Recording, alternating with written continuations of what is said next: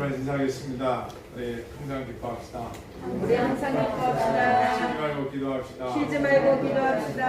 감사에 감사합시다. 감사에 감사합시다. 한 번 더 하겠습니다. 한 분 안 하시는 분 있었어요. 우리 찬수 형제님 컨디션이 매우 좋아 보이는데 아주 활기차 보입니다. 앞뒤 인사하겠습니다. 항상 기뻐합시다. 항상 기뻐합시다. 기도합시다. 쉬지 말고 기도합시다. 감사에 감사합시다. 감사에 감사합시다. 네.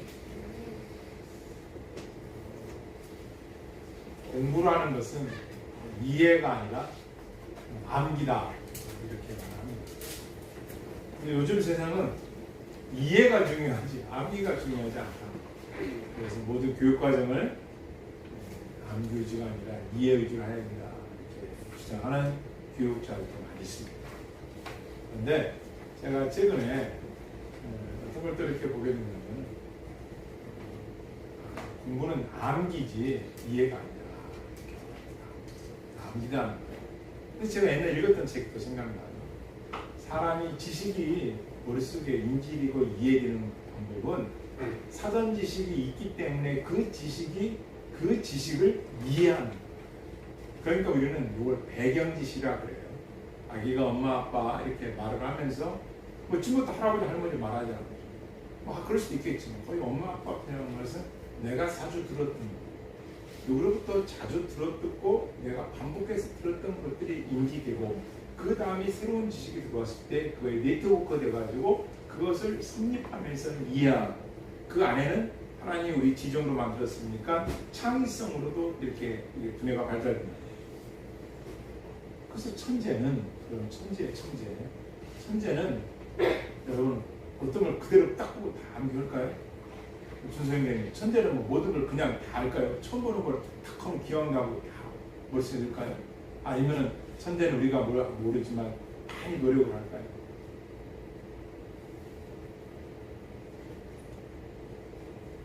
네, 말씀하세요. 3번이요. 3번. 그렇죠. 많이 노력합니다. 여러분, 공부라는 거는 제가 볼 때 거의 암기입니다. 암기가 있어야 이해가 되지. 암기도 안 했는데 이해가 된다. 하지만 내 머릿속에 기억이라는 겁니다. 이거 중요한 겁니다. 뭔가 내 머릿속에 기억되어 있는 아무나 사전 지식, 배경, 스키마. 비둘기가 새가 제비가 호숫가에 물을 팍 치고 올라다시 스키마. 배경 지식이 있어. 배경 지식. 다시 말하면 기억하고 있는데 지식이 있어야 새로운 지식을 체득하면 내 것으로 만들어낼 수 있어요. 그래서 우리가 책을 읽고 왜 학교에서 공부를 하는 이유가 그겁니다. 그래서 우리가 필요한 것은 암기예요. 그런데 놀랍게도 성경에는 이 기억이라는 단어를 무지하게 강조하십니다. 뭐냐? 예수님께서 제자들과 함께 지금 공생애 중에서 3년간 활동하시는데 어느 날 예수님한테 제자들이 물어봅니다. 예수님, 마지막 날은 어떤 일이 일어납니까? 그 날은 언제 일어납니까? 이 땅에 마지막 심판 때는 어떤 날이겠습니까? 이렇게 예수님께 질문을 했어요. 그때 예수님 하신 말씀이 기억하라. 네? 뭘 기억합니까? 우리 지금 미래에 일어날 일을 뭘 기억합니까? 아직 우리가 어떤 일을 일어났는지 알 수도 없는데요. 아니야, 기억해. 과거에 있었던 일이다. 뭔데요? 따라하겠습니다. 노세처를 기억하라. 노세처를 기억하라. 노세처를 기억하라 이거예요. 노세처는 누구냐? 아브라함의 조카. 아브라함의 조카 그 아내를 기억하라. 왜요? 소돔 고모라가 악행으로 멸망당할 때 천사들이 나타나서 피하라 그랬어요. 피하라. 그런데 그리고 뒤돌아보지 말아라 세상에. 그런데 어떤 일이 벌어졌어요? 사위 2명이 천사야 안 믿는 거야. 하나님 말씀. 천사가 왔는데도 안 믿어. 뭐라고 했냐 성경에 농담으로 여겼다. 안 들었다는 거예요. 농담으로 여겼다는 게 하나님 말씀. 그리고 나의 천사가 어쩔 수 없어. 듣는 자만 피신시켜야 돼. 그리고 피나 났는데 중간에 또 누가? 노세 아내가 불신종이에요. 아니 남편의 말도 언가지 안 들었던가 봐. 하나님의 말씀 천사가 분명히 뒤돌아오지 말라 했는데 뒤돌아보는 순간 소금 기둥이 되어버렸어요. 소금 기둥이 되어버렸어요. 그게 성경에 나와요. 그런데 예수님은 그 많은 성경 구약시대의 역사 중에서 이걸 기억하라는 거예요. 2가지. 노세처를 기억하라. 그리고 노아의 때를 기억하는 거예요. 노아의 때, 그런 때가 마지막 때는 거예요. 노세철을 기억하는 건 뭐예요? 불순종. 안 된다는 거예요. 농담으로 얘기했다. 시편 40편은 어리석은 자는 그 마음에 하나님이 없다 보다 없다라는 거예요. 그러니까 안 믿겠다는 거예요. 그러니까 이 마지막 때가 될수록 믿는 자보다 안 믿는 자가 많아진다. 왜 그럴 거냐? 불순종하니까. 왜 불순종할까요? 잘못된 기억을 가지고 있기 때문에. 잘못된 배경식. 이단들이, 거짓 선지자들이, 악한 무리들이 적그리스도가 전파하는 말들로 진정한 신앙이 없는 거예요. 이거 무서운 거예요. 그게 불순종과 농담으로 여겼다는 거예요. 그래서 우리는 성경 말씀을 계시록에 보면 적그리스도와 타락한 천사와 거짓 선지자들은 유황불에 들어가라. 준서야, 유황불이 뭔지 알아? 성냥개비야. 성냥 옛날에 켜봤어? 나 이따 또 알아? 성냥 켤 때 그게 유황이 확 붙어버려. 그런 뜨거운 불로 소돔 고모라가 멸망당했는데 그 불못에 던져진다는, 그게 둘째 사망입니다. 이 땅에서 영혼과 육체가 분리되는 건 첫째 사망이고요. 마지막 백보자 심판 때 들어가는 것이 이 타락한 천사와 거짓 선지자들과 마귀들이 어디로 간다고요? 불못에 떨어진다. 왜? 농담으로 하나님 말씀입니다. 여러분들이요, 우리 일평생에 예배를 드리지 않습니까? 옥가람 목사님 손주로 들어보니까 그 말씀이 나와요. 여러분과 내가 평생을 예배 드려도 다 따져보니까 1시간 반이야. 1시간 반이나 1년 반이야. 1년 반밖에 안 돼요. 주일날 와서 1시간 예배, 사실 설교 25분, 30분, 요걸 다 더해봤더니 1년 반도 안 된다는 거예요. 70평생을 따져봤더니. 여러분 1년 반이면요, 얼마나 긴 시간인지 아세요? 일주일에 여러분들이 예배 시간만 3시간씩 드려요. 그리고 10분씩 집에 가서 하루하루 10분씩 하나님 앞에 성경 읽고 기도한 사람만이 1년 6개월 동안 예배가 되는 거예요. 이거 엄청난 시간이에요. 이 시간이. 그러니까 여러분들 그냥 주일날 한번 이렇게 와서 예배드리는 25분에서 30분 설교 듣고 또 찬양 드리고 헌금 드리고 기도하고 뭐 기름은 1시간 이쪽 저쪽이죠. 이렇게 한다 해도 1년 반밖에 안 돼요. 그런데 오늘 요한계시록 19장 보니까 하늘나라에서는 언제까지? 영원히 찬양. 그러니까 예배가, 찬양드리는 예배가 언제까지요? 영원히 하다. 영원. 그런데 우리는 이 땅에서 그 1년 70평생에 드린다면 1년 반밖에 안 되는 그 예배마저도 뭐요? 나는 못 나가겠다. 내 편한 대로. 근데 그 예배 시간도 마음을 다하여, 뜻을 다하여, 힘을 다하여 드린다. 물론 여러분 육체가 와 있는 것도 중요하지만 여러분의 마음이 지금 하나님 앞에 하나님 받으시는 예배냐가 되느냐 이거예요. 이게 중요한 거예요. 그 예배는 영적인 싸움입니다. 여러분 요한계시록에서 18장까지는 뭐냐면요, 이 땅의 심판이에요. 이 세상의 심판이 요한계시록 22장 중에서 이 땅의 심판이 어떻게 이루어지는가를 철저히 가르쳐 주셨어요. 그리고 19장에서부터는 이제 저 하늘나라 천상에서 어떤 일이 일어나는가, 사도 바울이 올라가 봤던 그 천상에서 또 믿는 자들이 가야 할 그 하늘나라에서는 어떤 일이 일어나는가에 대해서 가르쳐 주고 있습니다. 한번 보도록 하겠습니다. 19장. 지금 이 땅의 모든 심판이 이루어지고 난 후에 하늘나라에서 이루어진 일들입니다. 19장 1절, 2절 읽겠습니다. 시작.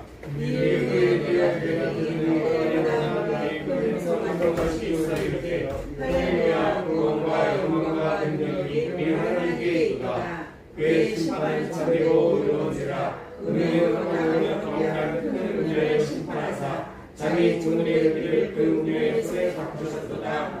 네, 여기 보니까 할렐루야, 큰 음성의 소리가 나는데 할렐루야, 구원과, 따라해서 구원과 영광과 능력이 우리 하나님께 있도다.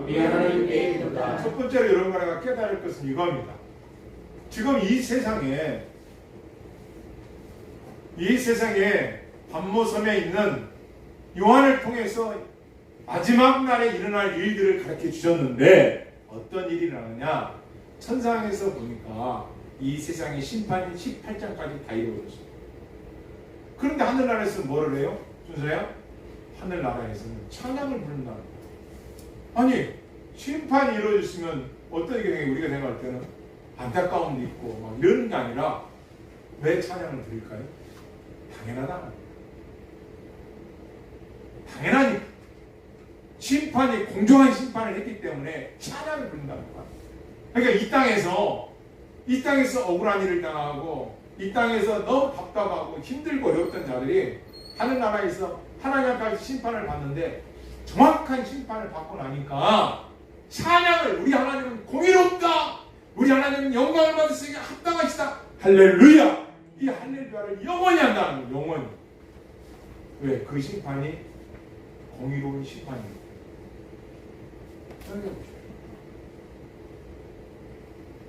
그래서 찬양을 드린다.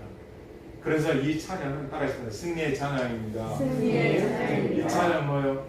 성도들에게 이 땅에서 너희가 지금 살아가면서 힘들고 어렵고 역정이 있느냐? 그거 믿음으로 승리하고 십자가 붙잡고 승리했느냐? 그 나라 가서는 봐라. 그것이 너희들에게 얼마나 감격으로 오는지 영원히 찬양. 그래서 우리는 예수님 믿고 족쇄가 아니라 예수님 믿고 우리는 뭘 살아야 돼요? 거룩하고 경건하게 살라는 건 그렇게 성경이 가르치는 거예요. 예수님 믿었다고 여러분이 룰루랄라 살라는 게 아니에요. 예수님 믿었으면 이제 너희가 이 땅에서 어떻게 살아야 되느냐? 거룩한 행실과 이렇게 나옵니다. 유다서에도 너희가 선악간에 거룩한 행실로 살아가라는 거야. 거룩한 행실이 뭐예요? 나의 육체는 죄덩으로 뭉쳐져 있기 때문에 여호와의 말씀을 듣고 구원을 받았으면 이제 너희는 이 땅에서 거룩한 언행 심사를 가지고 싸우며 살아라는 거예요. 그거에 대한 화답이 뭐냐? 하늘나라에서 영원히 찬양받을 날이 있다라는 거예요. 할렐루야. 그러니까 우리는 이 땅에서의 싸움은 영적인 싸움. 공기가 눈에 안 보이지만 여러분과 내가 마음의 갈등들이 있지 않습니까? 그 갈등의 갈자가 칙갈자예요. 칙갈자는 뭐냐? 이렇게 서로 엮어져 있다는 거예요. 인생의 갈등들이 있어요. 우리가 복음 들고 살아갈 때 여러분 우리가 가만히 있으면 편해요. 전도하는 편해요. 제가 나도 전도하면 이제는요 듣지도 않아요. 손을 이렇게 엎어버려요. 아주 완전히 하대를 해버려요. 비키라는 얘기가 안 해요. 꺼지라는 얘기 꺼지라. 안 듣겠다 이렇게. 그럼 우리가 그랬다고 복음 안 전해봐요. 여러분 이 자리에 오셨는데 여러분이 복음 안 듣고 내 교회를 가야지 오신 분이 얼마나 돼요? 나가서 전도해보면 알아요. 믿음 갖고 살아보면 알아요. 얼마나 믿음 갖고 산다는 것이 힘든다는 걸 알아요. 그런데 뭐로 이기는 거예요?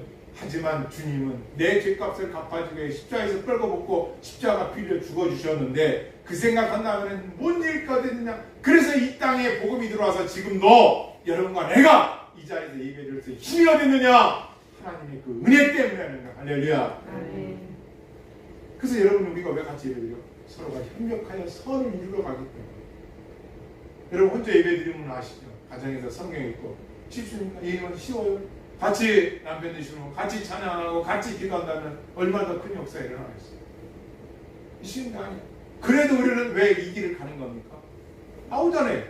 본향에 올라가서 영원히 공의로운 찬양, 심판 앞에서 공의로운 찬양할 때가 오기 때문에 그때는 내가 좀 힘들고 어렵고 짜증나고 갈등이 있었지만 외롭고 힘들고 고난스러웠지만 그곳에 갔을 때 어떻게 하나님이 다 갚아준다는 거예요. 그래서 성경이 이렇게 나옵니다. 너희 행한 대로 갚아주리라. 고린도서 15장에도 이렇게 나와요.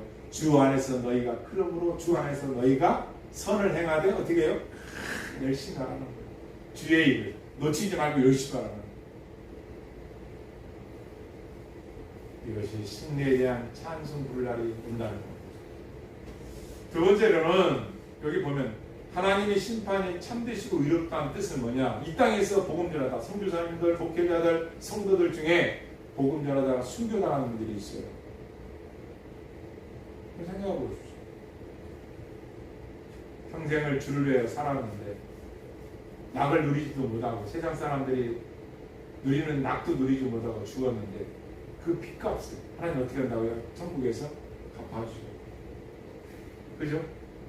피 흘린 종들의 억울함을 갚아주시기 때문에 찬양한다. 그러니까 이 말씀을 깨닫는 이 땅의 하나님의 백성들이 어떻게 해요? 이 선교사로 목회자로 성도로 열심히 살아가게 되는 거예요. 신앙을 열심히 낼 수밖에 없는 거예요. 왜? 그 날이 오기 때문에. 그러니까 목숨을 던지면서도 복음 전하는 이유가 여기에. 세 번째는 따라하십니다. 전능하신 하나님의 만유를 통치하신 것에 대하여 찬송을 드리게 된다. 무슨 말이냐면요, 하나님에게는 작정이라는 이 신학적 용어의 작정이 뭐냐, 하나님이 이 땅을 그냥 그런 대로 만든 게 아니라 하나님께서 계획하시고 만들었다는 온 세상 계획하셨어요. 기억이라는 단어를 잘 기억하시고요. 계획하십니다. 그걸 작정이라고 하는 거죠. 이것을 우리 개혁주의에서는 예정 이렇게도 말을 합니다. 하나님은 온 세상을 하나님의 뜻과 계획대로 만드셨어요. 태양은 태양의 역할을 하고, 사람은 사람의 역할을 할 수 있고, 또 식물과 동물은 각자 역할을 하도록 그 만든 이유가 있어요. 다시 말하면 여러분, 뭐든지 시작이 있어요. 여러분 아침에 이 예배 들을 때 시작을 하셔, 일어나서부터 시작하셨죠. 그죠? 모든 만물도 시작이 있어요. 여러분, 무 아무것도 없었다. 태초에 아무것도 없었다 생각합시다. 무가 뭘 만들어낼 수 있어요? 아무것도 없는데 어떻게 이 무가 아무것도 없는데 뭘 만들어내? 무는 아무것도 할 수 없어요. 그죠? 그런데 무도 안에 뭔가 할 수 있다라고 하면 이 무를 만든 분이 있어야 돼. 그죠? 신이 있어야 돼. 신이. 창조주가 있어야 돼. 이걸 만든 분이 있어야 돼. 근데 무는 아무것도 만들면 슬픔을 만들어낼 수 있어, 기쁨을 만들어낼 수 있어, 웃을 수를 만들어. 무는 없다는 거예요. 없다는 게 어떻게 눈물을 내고, 없다는 것이 어떻게 시간을 만들어내고, 없다는 것이 동물을 만들고, 없다는 것이 어떻게 인간을 만들어내. 없어요. 없는 거야. 이 없으면 것은 누군가 만들어내야만 되는 거예요. 그럼 또 그 만드는 신은 또 누구냐? 그래서 원인은 결과보다 앞설 수가 없어요. 아니, 원인이 없는데 결과가 있을 수 있어요?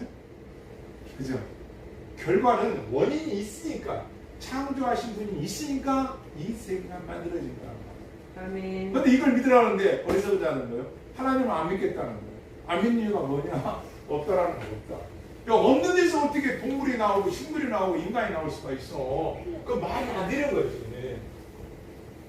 그래서 하나님의 작정, 계획, 이 세상 만물을 계획하시고 작정하시고 창조했다는 거예요. 이 계획하시고 만드셨다는 이 창조가 세 가지로 인해서 말씀해요. 그것이 뭐냐? 창조. 하나님은 이 세상을 다스리기 위해서 먼저 하신 일이 뭐냐? 창조를 먼저 하고, 창조. 작정하신 그 안에는 창조하셨다는 이 세상 만물을 왜 창조했느냐? 하나님을 찬양하라. 이사야에서 보면 여호와를 찬양하도록 우리를 만들었다는 거예요. 인간. 두 번째로는 이 창조 속에서 뭐가 있냐? 섭리라는 게 있어요. 섭리. 섭리는 뭐냐? 하나님께서는 이 세상을 만들어 놓고 딱 버려놓은 게 아니에요. 너네들이 알아서 살아, 이게 아니라 섭리는 뭐냐? 보존. 이 세상이 하나님의 말씀대로 이루시는 그날까지 하나님께서 보존하십니다. 의인은 의인대로, 악인은 악인대로. 여호와의 말씀을 주 예수를 믿으라. 그러면 너네들이 구원을 받는다. 약속을 믿는 자들은 구원을 시켜 주시는 거고, 믿는 자들은, 안 믿는 자들은 악인에게는 뭐요? 영원한 저주가 있는 거고 말씀하시잖아요. 그리고 이 세상에 아무리 힘들고 어려운 세상의 기후변화의 원인들 그분의 손에 있는 거예요. 전쟁도 그분에게 있는 거예요. 할렐루야. 그분이 보존하시는 거예요. 교회도 그분이 지키는 거예요. 요새 이게 뭐라고요? 두 번째로는 통치라는 게 있어요. 통치는 뭐냐? 하나님은 질서의 하나님. 동생이 아무보다 앞설 수가 없어요. 준서가 찬서가 형보다 먼저 이 세상에 떠올 수가 없어. 이미 형이 먼저 나왔으니까. 그래서 찬서가 형인 거야. 통치는 뭐냐? 하나님이 질서 가운데 이 세상을 통치하고 계신 거예요. 우리 눈에 보이지 않지만. 그리고 마지막이 협력이라는 거예요. 협력은 사람을 하나님 로봇으로 만들어가지고 쪼쪼쪼 또르륵 또르륵 오늘은 콩나물만 사 먹어라 또르륵 내일은 청국장만 사 먹어라 이렇게 만들지 않고 네가 사 먹고 싶은 거 사 먹어. 자유의지를 주신 거예요. 하나님의 선하신 일을 작정하신 일과 인간의 자유의지 선택의 의지를 줬단 말이에요. 그래서 이 선택의 의지를 가지고 어떤 사람은 하나님의 말씀대로 불순종하면 안 돼. 아담 너 순종해야 돼. 먹으면 죽어. 지금도 하나님은 우리에게 자유의지를 주셨지만 성경 말씀들이 완전히 지금 다 이루어졌습니까? 아니잖아요. 은혜의 언약 가운데서 지금 마지막을 향해 가고 있는 거예요. 마지막을 향해 심판의 그날을 향해 이 세상의 종말의 그날을 향해 가고 있는 겁니다. 가고 있는 우리에게는 이 중간에서 자유의지가 있는 거예요. 여러분들이 말씀을 듣고 준행하면서 순종하면서 하나님을 믿고 섬기는 자가 있는가 반면에 이달의 말을 듣고 세상 것을 듣고 나는 하나님과 멀다. 나는 잘 모르겠다.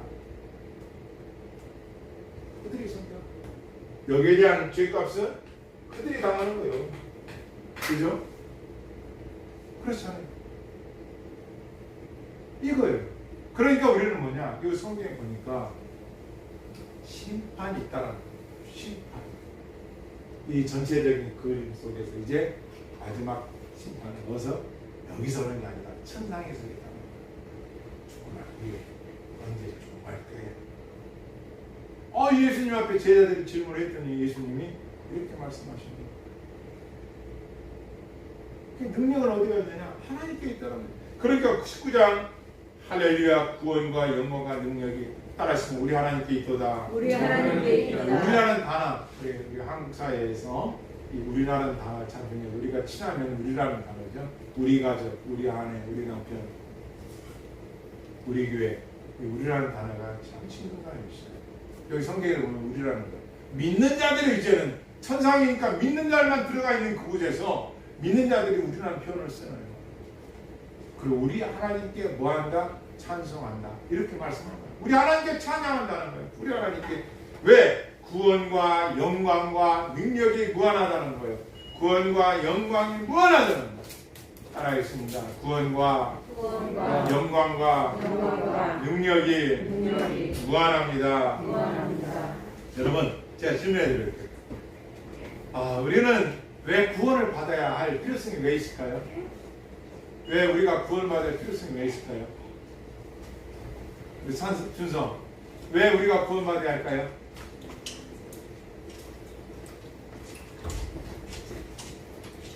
왜 우리가 뒤에서 구원받아야지? 어디 가려고? 그렇지. 박수 한번 쳐드리겠습니다. 네, 맞아요. 우리가 구원받아야 할 일은 뭐냐? 이 세상은 죄악된 세상이에요. 이 사람도 죄가 없는 사람이 없어요. 그리고 세상은 죄가 뭐냐? 이거예요. 이 세상 사람들은 왜 살까? 우리 윤서, 할렐루야. 그러면 이 세상 사람들이 가장 원하는 게 뭘까? 뭐 해주고 싶어서? 행복. 그렇지. 정답이에요. 이 세상의 모든 사람들 왜 결혼해? 행복해지려고. 불행해지려고 싸우려고 결혼한 사람이 있어요. 학교에 왜 가? 싸우러 갑니까? 모르겠어요. 우리가 공부하는 이유가 지금보다 더 행복해지는 거예요. 왜 자식들을 가르쳐요? 옛날은 상아탑으로 해요. 상아탑. 그것뿐이 아니에요. 옛날에는요. 대학교 간다는 게 저희 동네에서 한 명 갈까? 면단에서 한두 명? 서울대에서 한 명, 면대에서 한 명가 한 명. 저희 때 한 명. 그리고 대학 간 사람이 없어요. 얼마나 초등학교도요. 바닷가에서 사는 저희 그 선배들은요. 바닷가에 사는 분이 학교로 올라오면 도시락 쌌고 오면은 새벽에 4시 반쯤에 출발을 했는데 산을 몇 개 넘다 보면 배가 고파. 그리고 학교 오다가 학교를 안 가고 중간에서 거기서 죄기 차고 점심 먹고 학교 안 가고 학교 끝날 애들 돌아오면 걔들 같이 돌아가고 출석 일수가 부족하네. 근데 왜 그렇게 가르칠까요? 대학교 왜 그럴까요? 소를 팔아서 그 한 마리 있는 소를 팔아서 가르쳤어요. 왜요? 행복해져. 너 아빠처럼 이렇게 고생하지 말아라. 못 배워서 서름 당하지 말아라. 응? 생각해 보십시오. 저도요 12번 이상은 이사를 다녔거든요. 지금도 제 집은 없어요. 그런데 우리가 결혼해서 애들 낳고 4명의 아기를 낳고 이사 다니면 2명인가 3명이 있을 테니까 이 월세방을 얻으러 다니는데 뭐라고 해요 주인이 준다고 해놓고서 약속이라도 해가지고 이제 다 됐는데 복두방을 갔더니요 가족이 몇 명입니까? 아이들이 셋인가 2명인가 셋인가 아이들이 많다고 방을 안 준대요. 제가 너무 서러웠는데 아내도 있고 해서 너무 이 마음을 달래려고 아이스크림 사가지고 아내 하나 사다 주고 저는 먹었나 안 모르겠어요. 마음 왜? 방이 없는 거예요. 월세값을 준다 해도 안 준다는 거예요. 가족이 많으면은 못 주겠다. 사람들은 내가 돈을 벌고 해요. 자기 행복을 위해서 살아가요. 그래서 이 땅에 많은 사람들은 행복해지려고 살아요. 그런데 이 행복이 완전히 않은 게 뭐냐? 심지어 이 행복을 위해서 부도덕한 짓을 해. 남의 거 돈을 더 악취를 해요. 그죠? 보이스피싱 뭐 이것뿐입니까? 남의 돈 도둑질하고 왜? 자기가 행복해지겠다고. 그래서 우리는 이게 아니라 우리는 하나님의 영광을 위해 살아가는 사람이에요. 하나님의 영광은 뭐냐? 우리 쉽게 뭐냐면 내 이웃을 내 몸처럼 사랑해라. 이웃사랑. 그죠? 복음을 전파해서 영혼을 구원시키는 거 그렇잖아요. 가난하고 병들고 예로운 독거노인과 고아와 가부와 또 이 조순가정 할머니 밑에 자라가는 아이들 이혼한 가정 고통당하는 아이들을 위해서 우리가 드리는 예물들을 또 우리가 여러분과 하나님만 아는 그런 구제를 하면서 살아가는 그것이 우리에게 행복이에요. 할렐루야. 그래서 우리가 행복한 거예요. 이게 다른 거예요. 세상과의 행복과 우리의 행복이에요. 그런데 지금 보니까 왜 구원을 받아야 했냐? 우리 준사형제가 얘기했지만 천국 가기 위해서 맞습니다. 바로 그걸 하려면 이 죄 문제를 해결해야 돼요. 이 죄 문제를 누가 해결했냐? 아무도 해결하는 사람이 없어요. 어떤 종교도. 그런데 오직 예수님만이 우리의 죄값을 어디에서 갚아주셨어요? 십자가에. 그렇죠. 십자가에서 갚아요. 할렐루야. 그래서 우리는 구원을 해요. 왜? 첫째, 인간은 모두 죄인이기 때문에 구원이 필요하다는 거예요. 두 번째, 인간의 죄값은 사람이 어떻게 된 거예요? 찬사야? 인간의 죄값으로 사람은 뭐가 되겠지? 죽게 되겠죠. 죽음이. 그래서 죽음이 오는 거예요.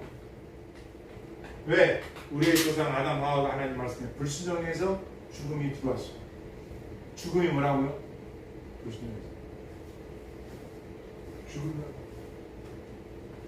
그래서 이 죽음이 오니까 우리 죽음이 오기 전에 구원을 받아야 돼요. 예수를 믿으라는 게 뭐냐? 그가 죽기 전에 여러분과 내가 살아있을 때 예수님을 믿어야 되는 거예요. 할렐루야. 그래서 구원이 필요한 거예요. 그런데 세 번째 더 중요한 게 있어요. 오늘 요한계시록 19장 1절부터 9절까지 말씀해 보니까 뭐가 있다? 심판이 있기 때문에 구원이 필요한 거예요. 뭐가 있으니까요? 심판이 있기 때문에 구원이 필요한 거예요. 이게 제일 중요한 거예요. 이제. 하나님의 심판이 있다고요. 언제? 죽은 후에 하나님의 심판이 있다.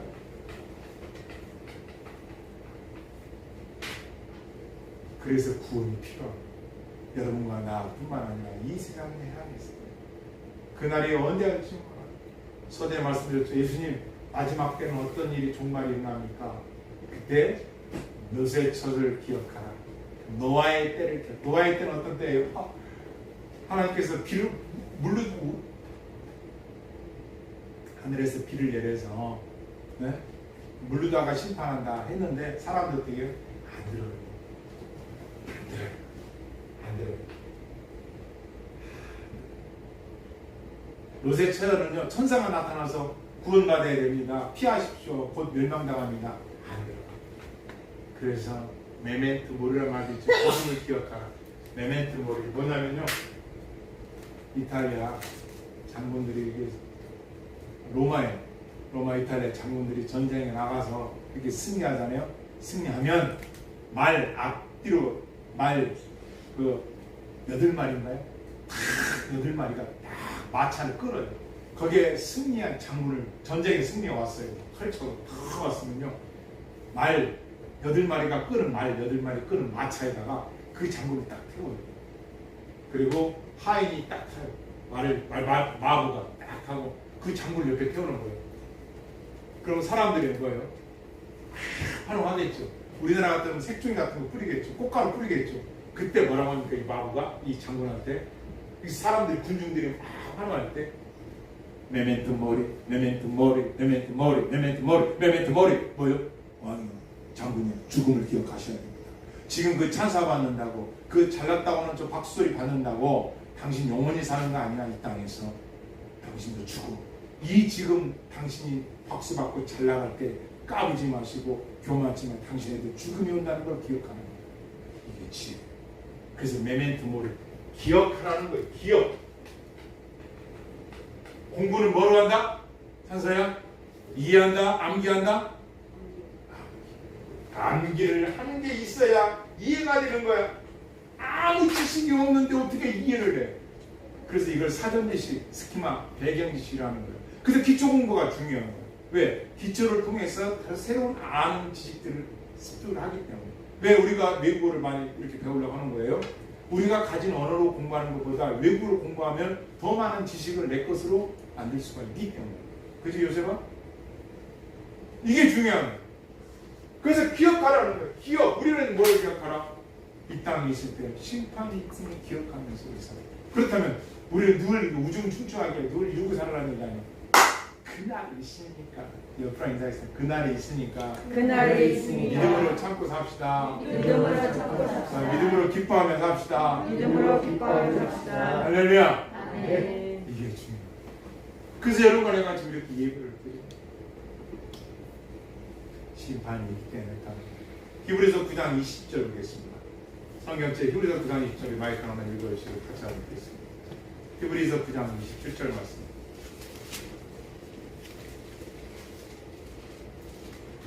같이 읽겠습니다. 제성일체에서 신약전서 362쪽에 있습니다. 362쪽에 있습니다. 다 같이 읽겠습니다. 시작. 한 번 죽는 것은 사람에게 정해진 것이요 그 후에는 심판이 있으리니. 한 번 죽는 것은 사람에게 정해진 것이다. 한 번 나눠야겠습니다. 한 번 죽는 것은 한 번 죽는 것은 사람에게 정해진 것이다. 정해진 것이다. 그 후에는 그 후에는 뭐가 있다? 심판이. 심판이 있다. 그러나 이 심판은 두 가지. 하나는 영벌의 심판이 있고 하나는 영생의 심판이 있어요.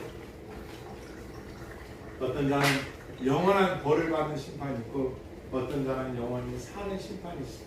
이 심판은 뭐예요? 예수 그리스도를 믿는 자들은 영생 얻는 심판이고 예수 그리스도를 믿는 자들은 영벌의 심판이에요. 이게 있더라고요. 이걸 가르쳐줘요. 알았습니다.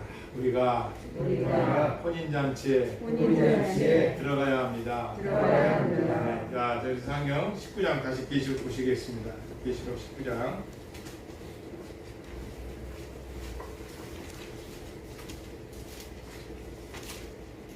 7절.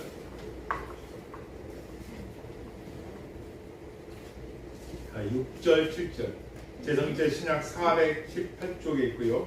요한계시록 19장 6절에서 7절 말씀 같이 있습니다. 시작. 또 내가 들으니 하나님의 음성을 받고 하나님의 소리를 듣고 그 여자가 우리 하나님 곧 그러시기가 통치하시리라. 우리가 즐거워하고 크게 기뻐하며 그에게 영광을 돌리세. 어린 양의 혼인 예기하기를 얻고 그의 아내가 자신을 준비하였으므로 그에게 여기까지군요. 뭐 따랐습니다. 어린 양의 혼인 기하기를 얻고 그의 아내가 자신을 준비하였으므로.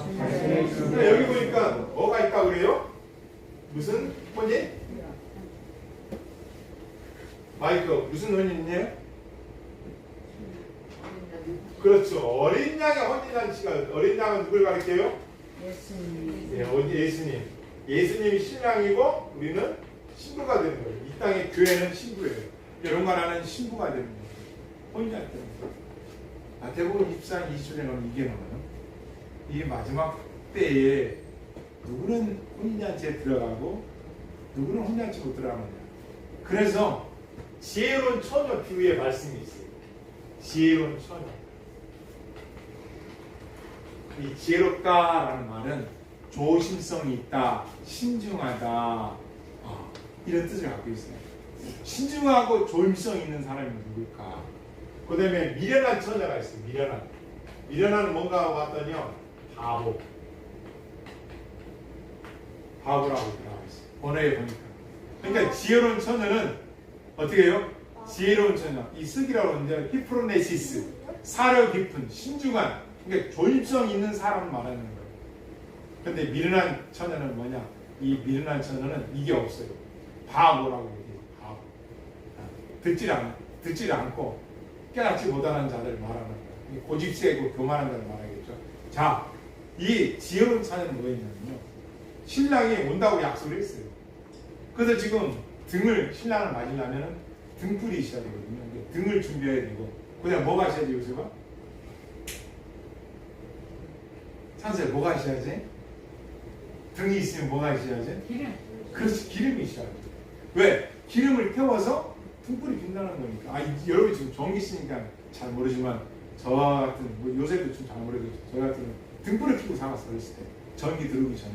등불에다 기름을 사다가 넣고 등 심지 켜서 거기다가 이렇게 켜고 살았어요. 아침에 일어나면은 콧구멍에 새까마야 돼요, 이렇게. 왜냐면은 이게 밤새 그 등불 다 심지가 타가지고 끓여가지고. 등을 준비하고 기름을 준비한 처녀는 지혜로운 처녀. 신랑이 언제 올지 모르니까. 그런데 이 미련한 처녀들은 어떻게 해요? 전혀 준비 안 해요. 등만 있는데 꺼져버렸어. 둘 다 잠이 들었어요. 좀 있으니까 뭐라 신랑이로다. 신랑이 딱 등장한다고 막 나팔 들고 막 신랑이 나타나는 순간 어떻게 해요? 등불이 없는 이 미련한 다섯 처녀는 지혜로운 처녀들에게 야 등장 기름 좀 꺼줘. 기름 좀 빌려줘. 야 지금 너희들까지 주면 나도 부족해. 지금 오고 계신다는데 소리가 들렸잖아. 너는 가 사와. 사러 간 사이에 이 준비한 사람들만 신랑 만나서 문이 딱 닫히고 이 사람 나중에 쥐어 난 모르는 준비되지 않은 무슨 말이냐. 세상은 말이요. 이단들과 적그리스도와 악한 자들과 거짓 선지자들은 평안해.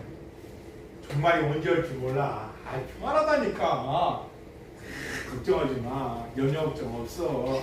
그냥 편하게 지내잖아요. 편하게. 그 기도 힘들게 금식하면서 그것도 전도는 힘들고 왜 편하게 릴렉스 럭셔리야. 괜찮아. 여행도 다니고 여행 다니는 게 욕하는 게 아니고 편안하게 주일도 막 예배 시간도 다. 그런데 성경 뭐라고 그래요? 따라했습니다. 밤에 부족같이 오리라. 평안하다 할 그때에 잉태된 여자가 아이된 여자가 평안하다는 그때에 잉태된 여자가 순산한 것 같이.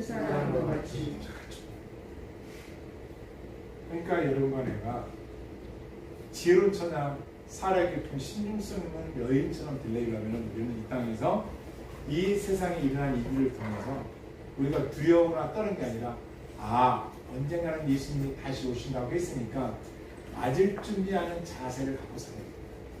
크리스찬사에 준비하는 그게 뭘까요?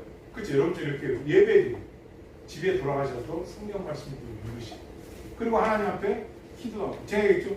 70년을 사는 인생이라면은 예배드리는 시간을 따져봤더니 1년 6개월밖에 안 된다는 거예요. 그렇게 짧아.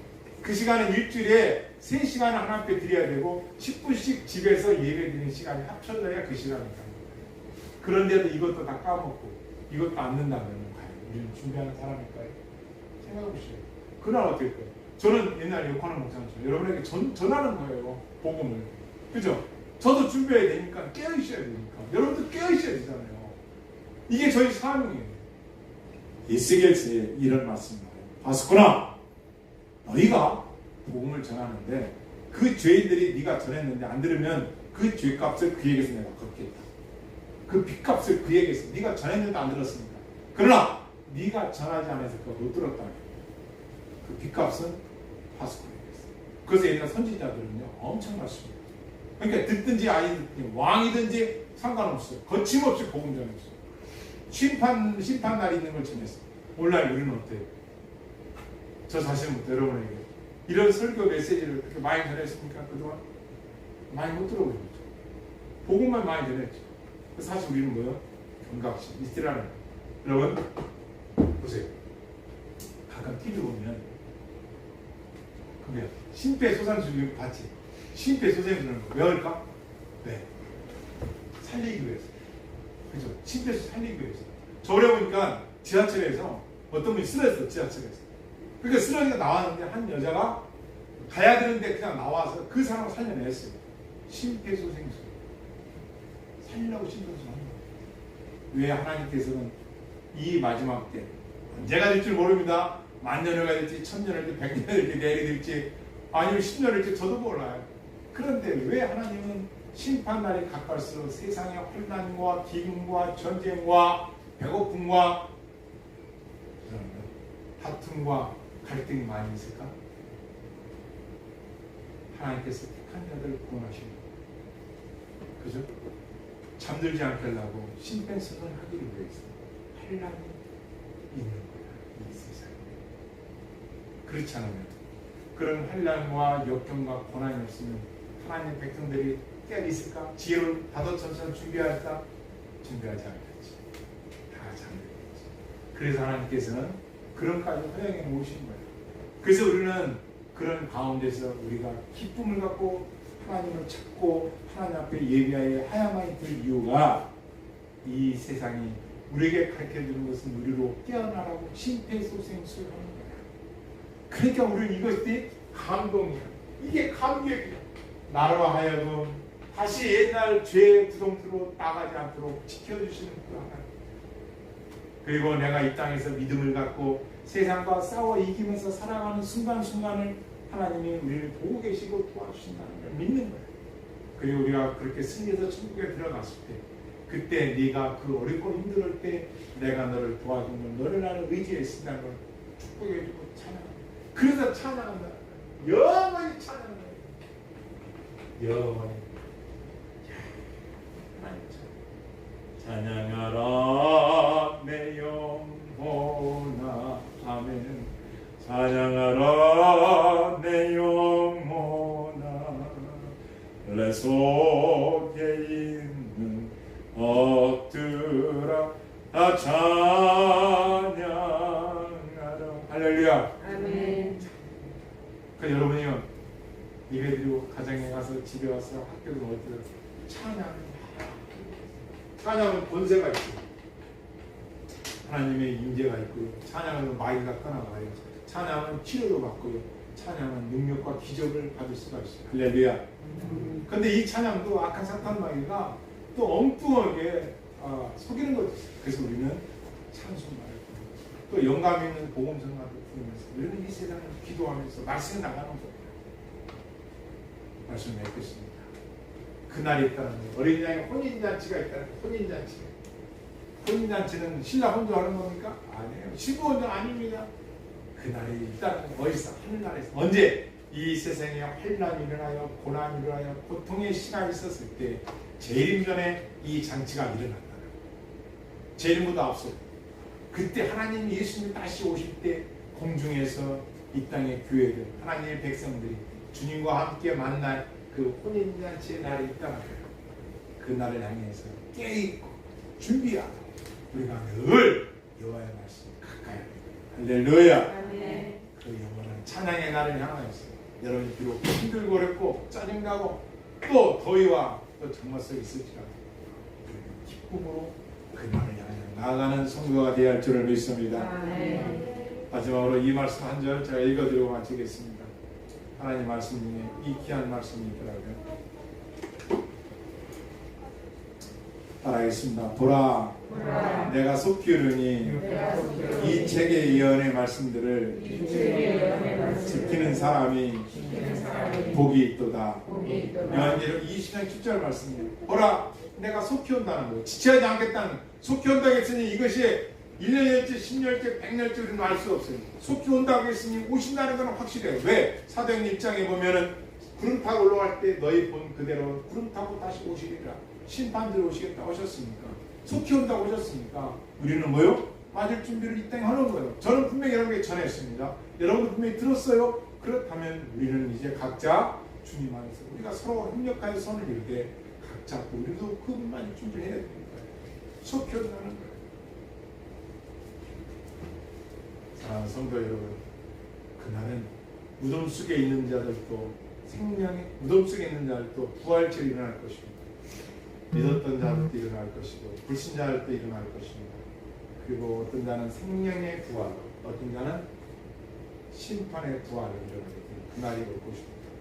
그 전에 여러분과 믿음 생활, 이 혼인잔치에 거룩한 신부로서 잘 준비해서 그날을 맞이하는 저와 여러분이 되기를 주님으로 축원합니다. 아멘. 축원합니다. 아멘. 한번 기도합시다.